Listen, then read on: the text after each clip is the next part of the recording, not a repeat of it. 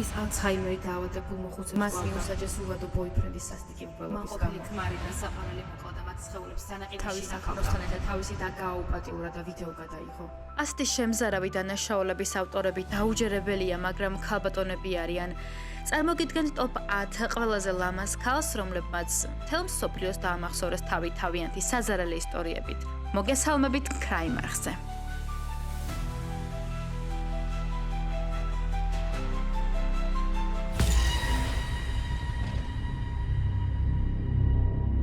კრისტენ გილბერტი იყო მედდა ვეტერანების საქმეთა სამედიცინო ცენტრში. ექნება მას ხუმრობით შეარქვეს სიკვდილის ანგელოზი. იმის გამო, რომ მისი მორიგეობის დროს პაციენტები უბრალოდ კვდებოდნენ. თუმცა შემდგომში, როდესაც საავადმყოფომ შენიშნა გულის გაჩერებით სიკვდილიანობის შემთხვევების გაზრდა და ეპინეფრინის რაოდენობის საგრძნობის შემცირება, დაიწყო გამოძიება.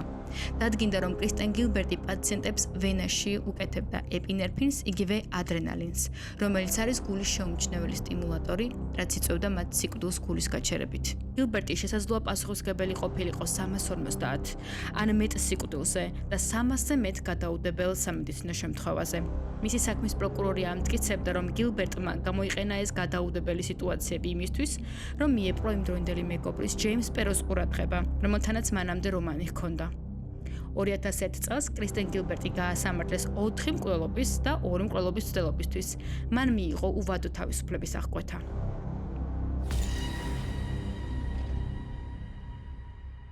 ერთი შეხედვით საყვარელი გოგონა ერინი გასამართლდა თავისი ოჯახის წევრების მკვლელობაში და მამის მკვლელობის მცდელობაში, თავის შეყვარებულთან და შეყვარებულის მეგობართან ერთად. 2008 წლის 1 მარტსერინის შეყვარებული ჩარლი მეგობართან ერთად შეიჭრაერინის სახლში. მათ სასტიკად მოკლესერინის დედა, მისი 2 უმცროსი ძმა, 13 წლის მეთიუ და 8 წლის ტაილერი. სცადეს მამის, ტერი კეფის მოკლა, რომელიც თავდასხმას გადაურჩა, მიუხედავად იმისა, რომ იარაღით დაიჭრა. ერინმა დაგეგმა დანაშაული იმის გამო, რომ მისი მშობლები უკმაყოფილონი იყვნენერინის ჩარლთან, ანუ შეყვარებულთან ურთიერთობით. მან აღიარა თავისი როლი მკვლელობების დაგეგმვაში.ერინის მამას ბოლო წუთამდე სჯეროდა მისი ქალიშვილის უდანაშაულობის.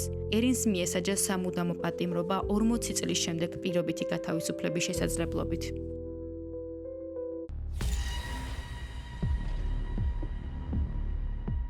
კარლა ჰომოლკამ პოლ ბერნარდოსთან დაქორწინების შემდეგ გამოავლინა თავისი ბნელი მხარე. დაქორწინებამდე პოლიც იყო ცნობილი თავისი ძალადობრივი ტენდენციებით და კრიმინალური ქცევით, მათ შორის სექსუალური ძალადობით. კარლამ და ბერნარდომ ჩაიდინეს საშინელი დანაშაულების სერია 1990-90-იან წლებში და ცნობილი გახდნენ როგორც ბარბი და კენი მკვლელები. ისინი პასუხისმგებელნი იყვნენ მინიმუმ 3 ახალგაზრდა გოგონას გატაცებაზე, გაუპატიურებაზე და მკვლელობაზე, მათ შორის კარლას დის, ამი ჰომოლკას სიცოცხლეზე, რომლის ქალიშვილობაც კარლამ პოლს საქორწინო საჩუქრად შესწირა იმის გამო, რომ თავად ქალიშვილად არ დაქორწინებულა. მიუხედავად იმისა, რომ კარლა და პოლი შეთანხმებით ჩადიოდნენ დანაშაულებს, კარლამ პროკურორებთან საპროცესო შეთანხმება დადო. ქმრის წინააღმდეგ ჩვენება მისცა, რის გამოც მას მიუსაჯეს მხოლოდ 12 წლით თავისუფლების აღკვეთა.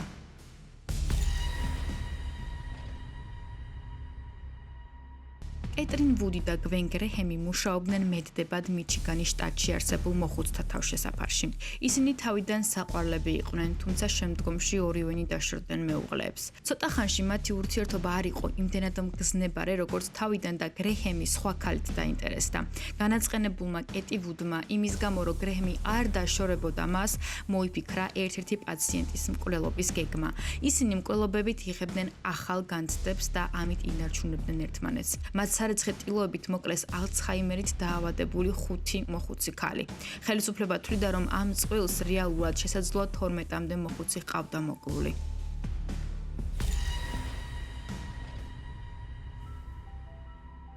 მიშელი გასამართლდა კენტ ლეპინკის მკვლელობაში. მკვლელობის მოტივად კი დასახელდა მისი ქონების ხელში ჩაგდება. კენტ ლეპინკი იყო მიჩიგანელი, რომელიც გადავიდა ალასკაში მეთევზედ სამუშაოდ. ის ლინეჰანს სტრიპტიზის კლუბში შეხვდა. მიშელს ჰქონდა საკმაოდ უცნაური ცხოვრება. სასიყვარულო 4 კუთხეთში იყო ჩაბმული და რომანტიკულად იყო დაკავშირებული როგორც 10 უკვე გარდაცვლილ ლეპინკთან, აგრეთვე ჯონ კარლინთან ერთდროულად. სამივე არა მარტო ხვდებოდა მას, არამედ ეგონა რომ დაინიშნა კიდეც მიშელზე. თანაც რამდენიმე თვის განმავლობაში სამივე ცხოვრობდა ერთ სახლში. 1996 წელს ლეპინკი იპოვეს გარდაცვლილი 3 ცეცხლსროლი ჭრილობით. ჰოუფში, ალასკაში. თუმცა ლინეჰანი დააპატიმრეს 10 წლის შემდეგ, 2006 წლის ოქტომბერში და გაასამართლეს მის მკვლელობაში. ლინეჰანს ადებდა ხელს გაგიკვირდებათ და თავად გარდაცვლილი თავის მიერ დატოვებულ წერილში.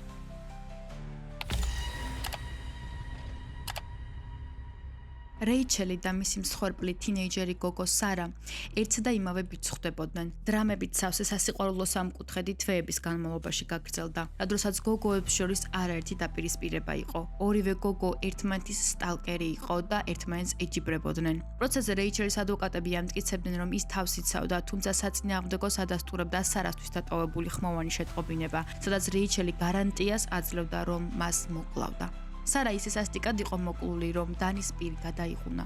ბრალდების თქმით, მაშინ, როდესაც სარა კვდებოდა, რეიჩელი პარკში დასეირნობდა და პოლიციის ოფიცერს სიგარეტს თხოვდა.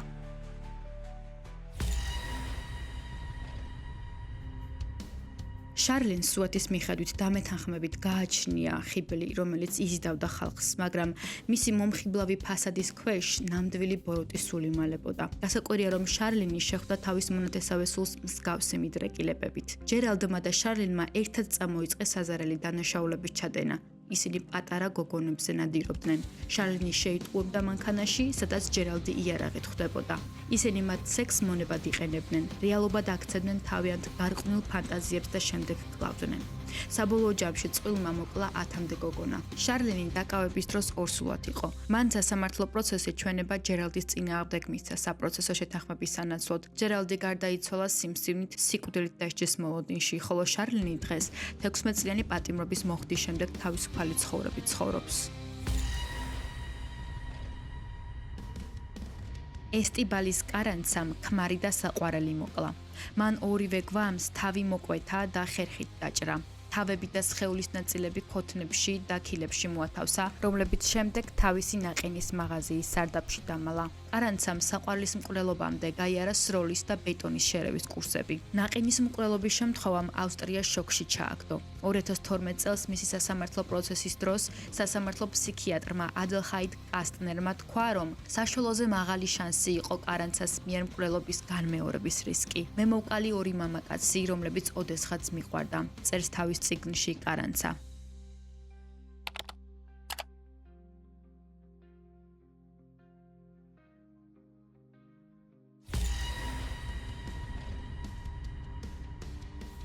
პეტი ჰერსტი, მილიარდერის, დიდი ამერიკელი მედია მაგნატის უილიამ რენდოლფ ჰერსტის შვილიშვილი იყო. ის გაიტაცა სიმბიონური განმათავისუფლებელი არმიის რადიკალურმა მემარცხენე ჯგუფმა. ძელად ყოფნის დროს ჰერსტმა განიცადა ტრანსფორმაცია. მიიღო მისი დამპყრობლების იდეოლოგია და მონაწილეობა მიიღო კრიმინალურ საქმიანობაში, მათ შორის ბანკების ძარცვაში. ის სახეც კი გახდა ამ ტერორისტული ჯგუფისა, რომელიც პასუხისმგებელი იყო არაერთი ადამიანის სიკვდილზე. ამან გამოიწვია მისი დაპატიმრება და შემდგომი სასამართლო პროცესი, სადაც მისი ადვოკატები ამტკიცებდნენ, რომ პეტი სტოკჰოლმის სინდრომის მსხვერპლი იყო, ხოლო შემდეგ მას ჰიპნოზს უკეთებდნენ და ასე აიძულებდნენ ამ ქმედებების ჩადენას. მიუხედავად საჯარო დებატებისა მის ბრალეულობასთან და მისი ჩართულობის მასშტაბთან დაკავშირებით, ჰერსტი გაასამართლეს და მიუსაჯეს თავისუფლების აღკვეთა. მოგვიანებით პრეზიდენტმა ჯიმი კარტერმა შეიწყალა.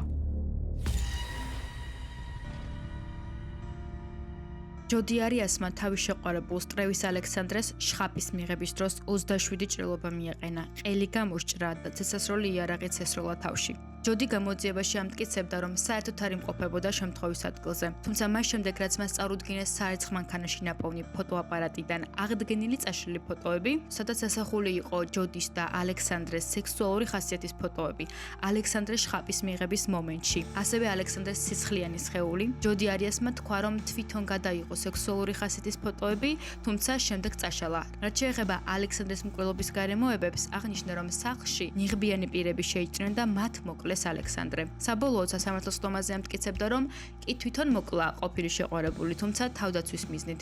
ნაფიცმა მსაჯულებმა ჯოდის უვადო თავისუფლების აღკვეთა მიუსაჯეს. ქალი მკვლელების ტოპ 10 არა მხოლოდ ეჭქვეშ აყენებს ჩვენს აღქმას დანაშაულის შესახებ, არამედ გვაიძულებს დავუპირისპირდეთ შემაშფოთებელ რეალობას, რომ სილამაზეს ხშირად შეუძლია შენიღბოს ყველაზე ბნელი ზრახვებიც კი. თუ კი მოგეწონა ვიდეო, გაგვაგებინე მის შესახებ ლაიქით, ან დაგვიწერე კომენტარებში. შეხვედრამდე.